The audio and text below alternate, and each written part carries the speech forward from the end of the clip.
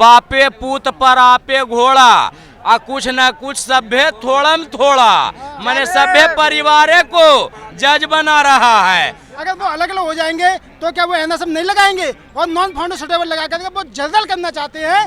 ये supreme court ने दो बिल्लियों के बीच रोटी फेंक दी है। जो ये संसद से नहीं पारित करवा सकते वो सुप्रीम कोर्ट के द्वारा ये किया गया है। एसपीडीएम जो बनता है कितना बढ़िया से एग्जाम दे करके जाता है, तो ठीक उसी तरह से सुप्रीम कोर्ट में भी जो जज चयन होता है वहाँ भी एग्जाम होना चाहिए। आजादी की लड़ाई जिन लोगों ने लड़ी है उन बहुजन समाज के लोगों का नाम इंडिया गेट पे लिखा हुआ है। हम पेड़ के नीचे पड़े और महलों में पड़े ना, आज भी हमारा मुकाबला नहीं कर सकते। भारत का संविधान मिटाने के दूर उसे छू भी नहीं सकते। अभी बहुजन समाज के लाल और अम्बेडकर के वंशज अभी जिंदा है धरती पर। पोस्टर देख रहे हैं, जातिवार जनगणना शुरू की जाए।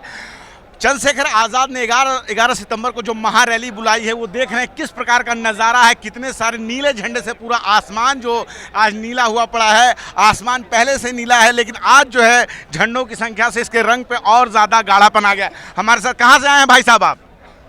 मेरा नाम हुआ रंजीत कुमार चौधरी। मैं नालंदा की धरती, पावन धरती, नालंदा की धरती, ज्ञान की भंडार की धरती से मैं आया हूँ। तो क्या आप लोगों की मुख्य मांगे क्या हैं? आज जो चंद्रशेखर आज़ाद आए हैं, ठीक है, उन्होंने जातीय जनगणना की है। शोषितों वंचितों जातियों को ईडब्ल्यूएस की तरफ से 10% अलग से आरक्षण की बात कह रहे हैं। तो आप लोगों को तो ऑलरेडी आरक्षण मिला हुआ है, यही ईडब्ल्यूएस में फिर से अलग से आरक्षण? ईडब्ल्यूएस जो लागू किया है भारत में एक काला कानून है, ये नहीं होना चाहिए। क्योंकि जिसकी जितनी संख्या भारी उसकी उतनी हिस्सेदारी। वोट हमारा राज तुम्हारा नहीं चलेगा, नहीं चलेगा। नोट हमारा राज तुम्हारा नहीं चलेगा, नहीं चलेगा। हमारे बिहार का लेनिन बाबू जगदेव प्रसाद कुशवाहा नारा दिए थे, 100 में 90 शोषित है, शोषितों ने ललकारा है। धन धरती और राजपाठ में 90 भाग हमारा है, 90 भाग हमारा है। तो हम लोग अपना हक और अधिकार जो हमारे परम पूजनीय बोधिसत्व डॉक्टर बाबा साहब भीमराव अंबेडकर जी ने कोलंबिया से ला करके दिए हैं, मैं तो छोड़ने वाला नहीं हूँ। क्योंकि भारत में हमारे बाबा साहब के विचारधारा को दबा करके रखा था आरएसएस वालों ने, कांग्रेस वालों ने और बीजेपी वालों ने दबा कर रखा था। लेकिन हमारा भारत में हमारे बहुजन नायक मान्यवर कांसीराम साहब का आगमन हुआ, तब जाकर के जो है गांव-गांव जाकर के संविधान के प्रति जगाने का काम किया। और इनके मान्यवर कांसीराम साहब के बाद हमारे भारत में बहुजन शेर बलि बकरे की दी जाती है, शेर की नहीं। हमारा बहुजन शेर आ गया, आदरणीय एडवोकेट चंद्रशेखर आजाद रावण। तो हम लोग इन्हीं के साथ जुड़ गए, क्योंकि संघर्षों की साए में घनघोर जवानी पलती है, इतिहास उधर झुक जाता है जिस ओर जवानी चलती है, और जवानी चलती है। ये बताइए, 1 अगस्त को जो सुप्रीम कोर्ट का फैसला आया है तो उस फैसले से दिक्कत क्या है आप लोगों को? कई लोग कह रहे हैं कि भाई अब जो कमजोरों को है उनको ज्यादा आरक्षण दिया जाएगा, तो इसमें दिक्कत क्या है? दिक्कत मैं बताऊँ सर, दिक्कत ये है कि मतलब एससी के लिए 2 वर्गीकरण कर दिए जाएंगे। एक हो जाएगा उच्च वर्ग, हो जाएगा निम्न वर्ग। तो जो उच्च वर्ग में जैसे मान लो अभी भी जो सारी एससी मतलब एक है, तो उसमें नॉन फाउंड सुटेबल लगा करके 4 साल वो जगह खाली रखी जाती है और उस जगह में मतलब जल्द कर दी जाती है। अगर अभी वो सब जो एससी इकट्ठी है भी, तो अभी भी मतलब एनएसएम लग रहा है। अगर वो अलग अलग हो जाएंगे तो क्या वो एनएसएम नहीं लगाएंगे और नॉन फाउंड सुटेबल लगा करके वो जल्द करना चाहते हैं। ये सुप्रीम कोर्ट ने 2 बिल्लियों के बीच रोटी फेंक दी है और वहाँ पर जो बंदर है ना, इधर तोड़ेगा उधर तोड़ेगा, वो खाने का काम करेगा और नहीं इससे मिल पाएगा ना उससे मिल पाएगा। और इनकी ये आरएसएस की और बीजेपी की अभ्यास नहीं, पहले से चाल है। जो ये संसद से नहीं पारित करवा सकते वो सुप्रीम कोर्ट के द्वारा ये किया गया है।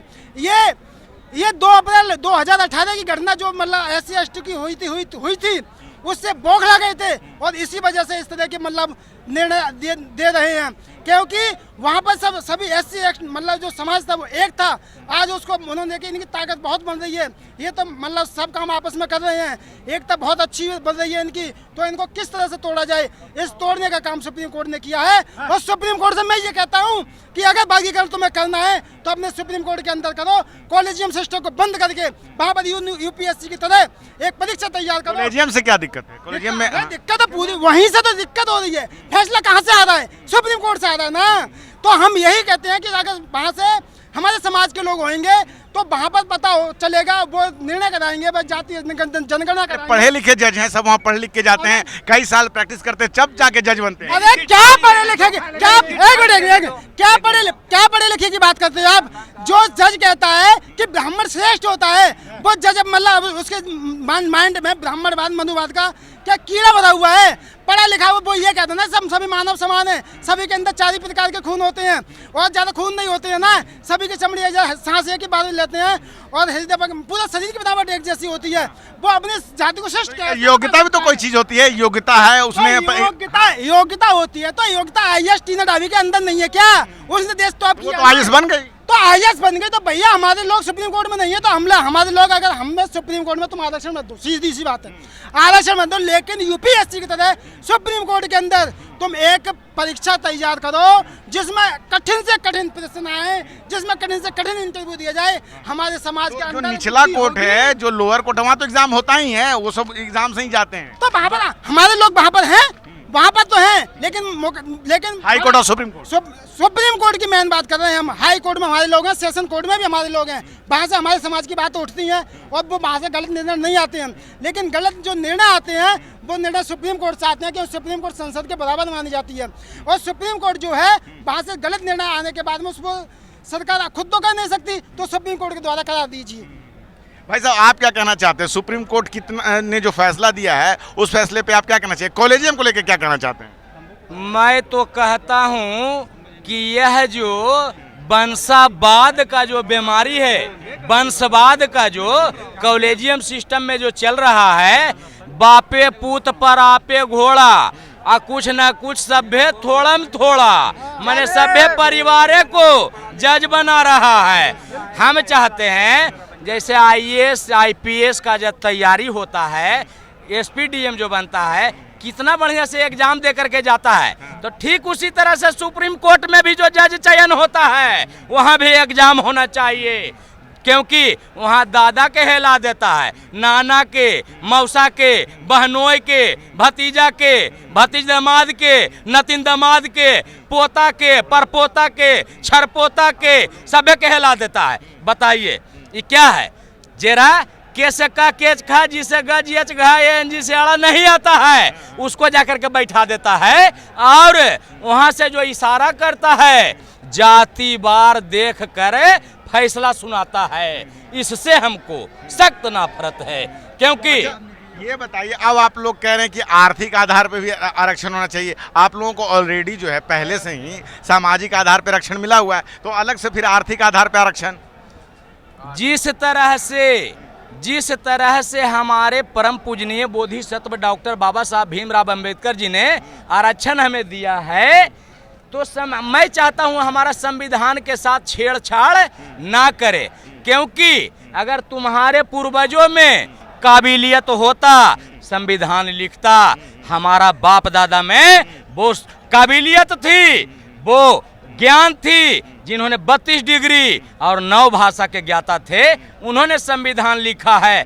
और जिसको कैसे का केच खा नहीं आता है वो संविधान में कमियां निकालता है।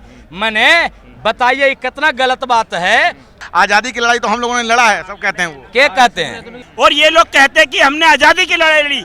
आज़ादी की लड़ाई जिन लोगों ने लड़ी है उन बहुजन समाज के लोगों का नाम इंडिया गेट पे लिखा हुआ है। उसके अंदर आप देख लो कितने संघी है, कितने सवर्ण जाति के हैं, कितने दलित जाति के, कितने OBC है, कितने अल्पसंख्यक समाज के। सबसे ज्यादा इसके अंदर जो सावरकर राष्ट्रवादी नहीं है? कहाँ से राष्ट्रवादी है? अरे राष्ट्रवादी होता तो भगत सिंह की तरह फांसी पे झूल जाता, 11 बार चिट्ठी नहीं लिखता अंग्रेजों को। ऐसे कायर लोगों को ये वीर सावरकर कहते हैं, और ये क्या देश को वीर बनाएंगे? और आज जो आप कह रहे हो ना कि मतलब इन्होंने आपको आर्थिक आधार पे, तो इनको सवर्णों को इन्होंने आर्थिक आधार पे 10% EWS का आरक्षण क्यों दिया?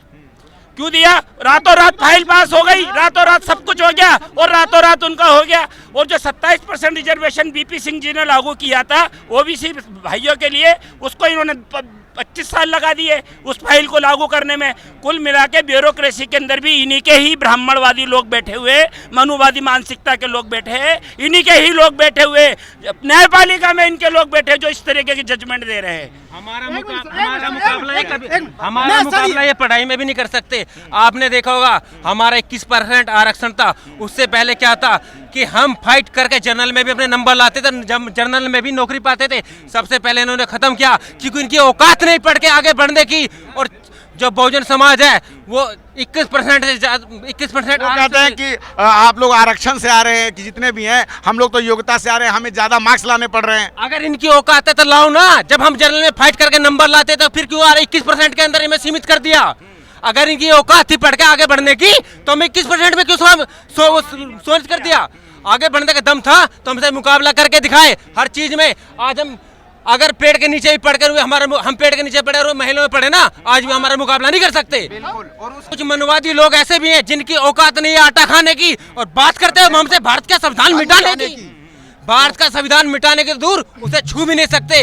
अभी बहुजन समाज के लाल और अंबेडकर के वंशज अभी जिंदा है धरती पर। जब तक बहुजन समाज धरती पर जिंदा है, बहुजन समाज हर किसी की लड़ाई आज तक लड़ता है, चाहे वो जर्नली कैटेगरी का क्यों ना हो।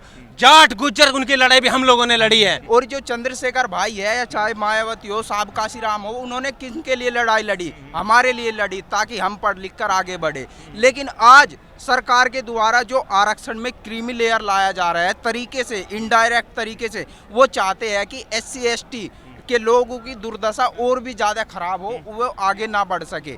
नेशनल दस्तक की आपसे गुजारिश है कि अगर इसको बचाना चाहते हैं तो नेशनल दस्तक को सब्सक्राइब करने के लिए रेड कलर के सब्सक्राइब बटन को दबाएं, फिर बेल आइकन की घंटी दबाएं। नेशनल दस्तक को बचाने के लिए बहुत जरूरी है कि हर खबर को शेयर करें, लाइक करें, कमेंट जरूर करें।